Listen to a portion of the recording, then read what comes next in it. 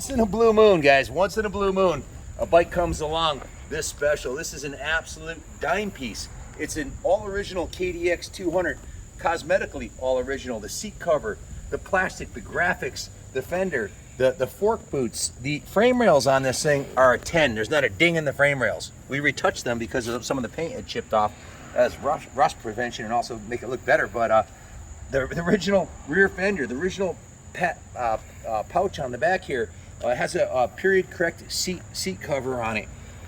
Has the original kickstand on it. These are the original graphics on the side panel, and what is most remarkable about it, all original cycle parts, the shift lever, the pegs are all in excellent condition, the engine covers, but the engine is brand new, built right here by the Manic mechanic himself.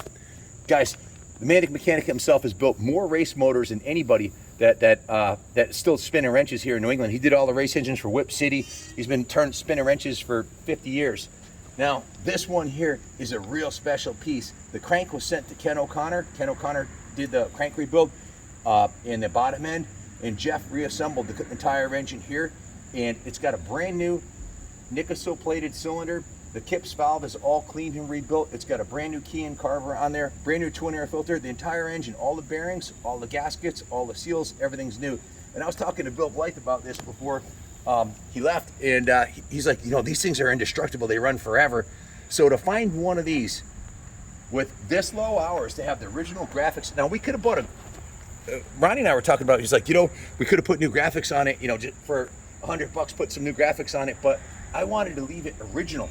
And it's proof that the actual frame itself has no time on it. And the fact that the motor was done by Ken O'Connor right here in Connecticut in the Manic mechanic, this thing, it pulls like a freight train. I was flying up the driveway. These 200s, Jeff Fredette won multiple AMA National Hare and Hound Scrambles National Championships on this same exact bike because it's the best of both worlds. Light and nimble like a 125, but the balls of a 250. And this thing, it's a very efficient motor, liquid cooled, big gas tank on it. The headlight works on it. The chains and sprockets are new. The tires are brand new. We just put the tires on when the motor was redone.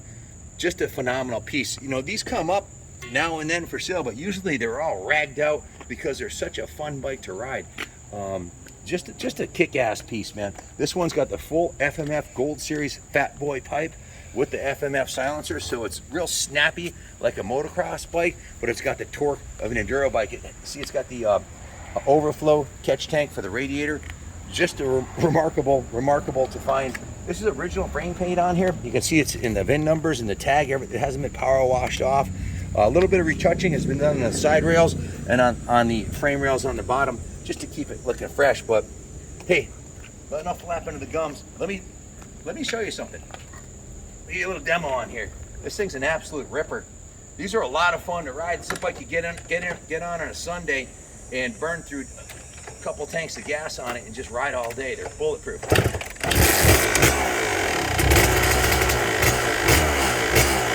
Go down there.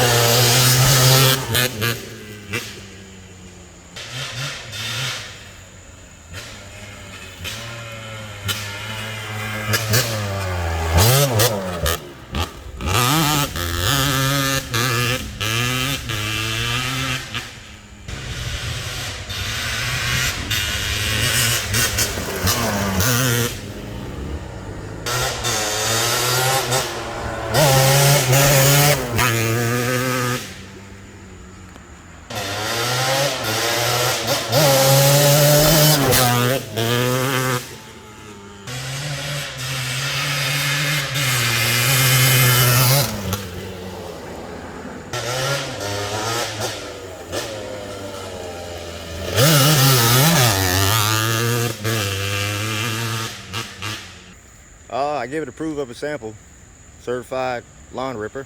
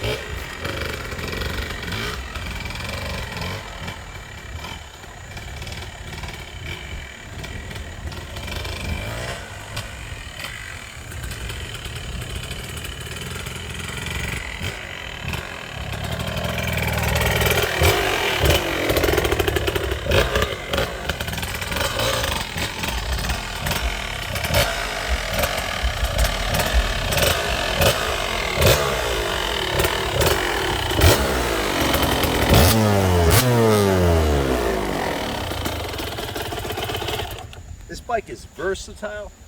By that I mean you can rip 6th gear 70 miles an hour. You can crawl through the trees at 2 miles an hour.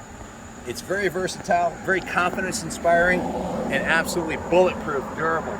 This thing is as durable as a bike as you can find. Kawasaki Heavy Industries quality, second to none. And the whole package, the lightweight, the great suspension, the disc brakes. This bike is way ahead of its time. It's a timeless design. If you're looking for a KDX200, to find one with a Ken O'Connor rebuilt bottom end, crank, and mechanic assembled top end, it doesn't get any better than this, man. The work order I have, I'll just double check it. I think I covered pretty much everything. A lot of it's obvious. It's got a brand new set of Renthal bars on there. Got a nice set of ODI grips on there. It's got the Renthal crossbar pad. The headlight works beautifully. It does have the seat cover on there, the new chains and sprockets, the new tires, all new hoses. New hoses on the carburetor, drain valves, new radiator coolant. Everything's been done on it. New gear lube. It's running VP fuel. Just a kick-ass beast, man. 1996, a class of 1996. You're not going to find a nicer one, that's for damn sure. So, bid high and bid often, man. The work order I have here is $3,008.64, and that does not include the Ken O'Connor crankwork or the parts for the top end. So you're looking at about $4,000 that was put into this bike, maybe $4,250 to completely rebuild the engine, change the sprockets, the tires, and everything else on the bike. So, and of course it's got the FMF Gold Series pipe, which gives it that real nice kick. So new bars, grips, everything's done, man.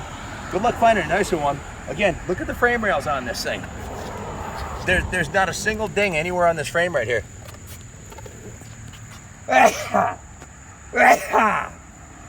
Excuse me. This side too. That's probably the most remarkable thing about this bike.